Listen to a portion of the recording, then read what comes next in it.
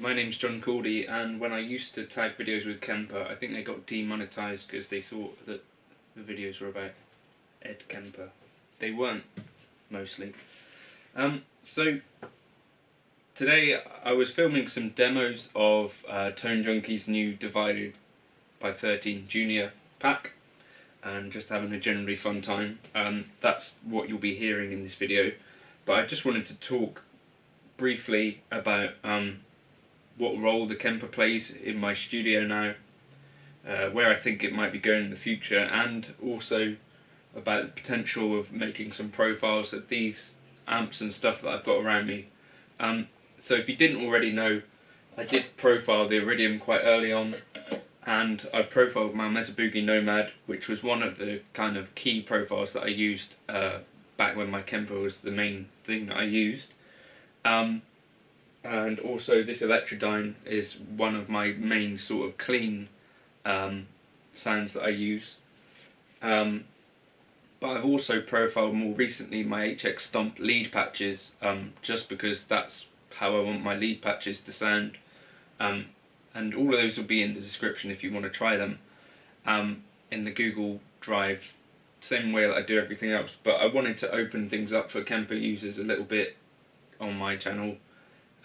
If you like the sounds that I get with any devices, can you leave some comments and say, can you profile that from that video or whatever, and then we can slowly build up that folder a bit and hopefully get some more tones out there that I've created on the Kemper that are fun to play with.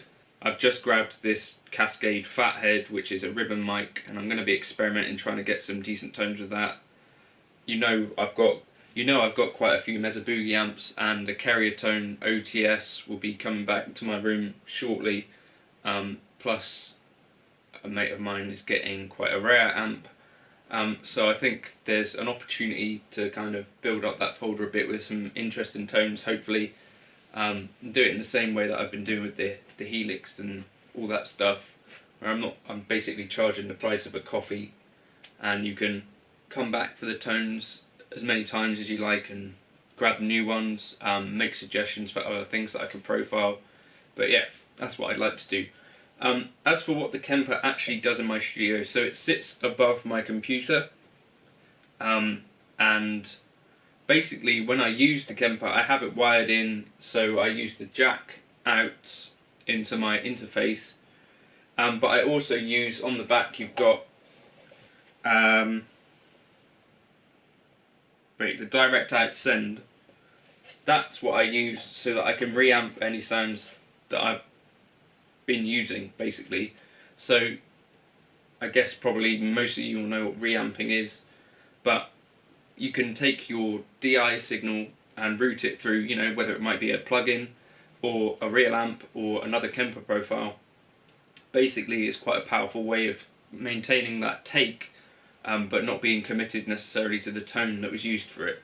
So recently I've been working and still am working on an album with the keyboard player from Iridium, which is crazy to say, but I was using the Kemper for that. Now I was using profiles of my HX Stomp for both the clean and the leads, but I was sending it through the Kemper, basically using a Kemper profile of those, and then sending out the dry signal at the same time. Obviously that would also be possible with the HX Stomp, but you'd have to connect that as the interface. And because I use lots of devices lots of the time, this is the only device which really sits right next to the computer and is basically ready to go whenever. Things I like about it, obviously for that workflow of recording the direct signal out of here, and also the tones and being able to reamp, I really like that. And then I can send also the dry tones to producers or whatever for them to do what they like with it. Should they need to, whatever it is that they do with a dry signal. I really like having the tuner that's always on. I've said this about other devices, like the Fractal FM3 has a tuner which is always on. Obviously, if you're recording parts, being in tune is kind of crucial. And the reverbs and delays on it, since the updates, I know back in the early days people weren't too fond of some of the Kemper delays and reverbs, but right now they're pretty much as good as it gets, I think. The only place that I think the Kemper is still lacking is in the overdrive department. There's like a couple of things, like there's a rat, I think there's a tube screamer, and some fuzzes, but none of it to me is on the level of like the Helix or the Fractal any longer. The amp modelling is what it is. I think pretty much the Kemper was one of the key kind of tools that helped to really broaden the debate, I guess, about whether tube amps, when recorded, sound distinct from a digital device. That was kind of the Kemper's role, and I think it's become kind of ubiquitous in studios, sort of like the pod was a few years ago. I don't know whether it's going to remain relevant forever. Even now it's a relatively old device, but they're still updating the software and stuff, or the firmware, which is good to see. Will it be relevant forever? I'm going to guess not, because no digital device actually is. But I think they're going to sit in studios for quite a while. I know people do like them. I think also if you take these to a studio or to a sound engineer on a gig, people are less likely, I find, to turn their nose up at a Kemper than a Line 6 device. For whatever reason, I think there's a bit of bias, but people have come round to the idea that the Kemper sounds good. Personally, I think the Helix sounds just as good. It's just a case of they're slightly different devices for slightly different things, potentially. With the remote, I did use this live quite a few times, but in in-ear gigs, I was finding it really difficult to enjoy the gig at all, because if you lose a bit of the seal, all of the low end goes.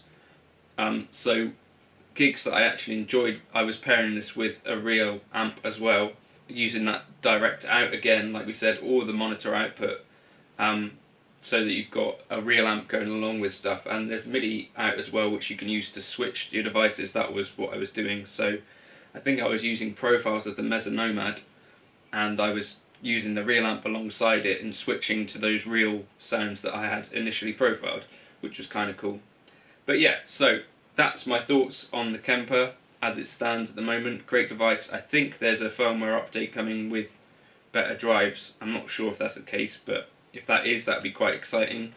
If there's any sort of videos, demos and stuff you want me to do with the Kemper, I don't talk about it too often, but it's in my room at all times. And as I said, there's stuff in my room that I can happily profile, and I've got a selection of kind of mics and stuff that I think I can try and get a decent sound with. Pretty easy to profile any of my Helix patches, or iridium sounds, or Fractal FM3 sounds. So if you've got any of those particular videos and you're a Kemper user and you're on my channel, why not just leave a comment and say, can you drop that in the folder, and there's no reason that I won't be able to do that. So thank you for stopping by. My name's been John Cordy, and here's some more playing. Cheers.